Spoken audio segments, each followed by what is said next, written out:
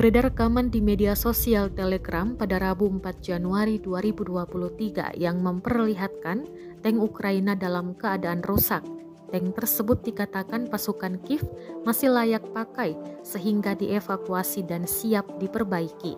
Dalam narasi unggahan disebutkan kendaraan tersebut dievakuasi setelah tank T-72 tidak dapat mengatasi penghalang air dan berakhir mogok. Pasukan Ukraina merekam suasana sekitar dan menunjukkan tank 72 yang setengah badannya telah terendam air. Jika telah kembali normal, tank ini disebut akan siap kembali dikerahkan dalam melibas pasukan Rusia. Presiden Ukraina Volodymyr Zelensky dengan tegas memberikan ancaman terhadap Rusia. Diungkapkan pasukannya akan menggagalkan serangan baru Rusia.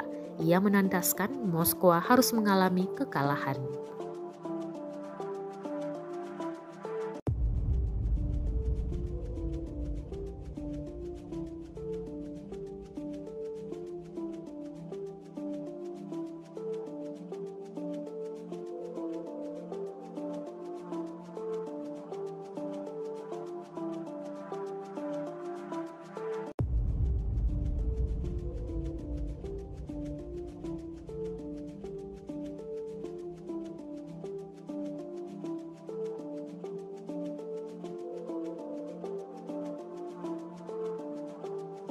Terima kasih sudah nonton.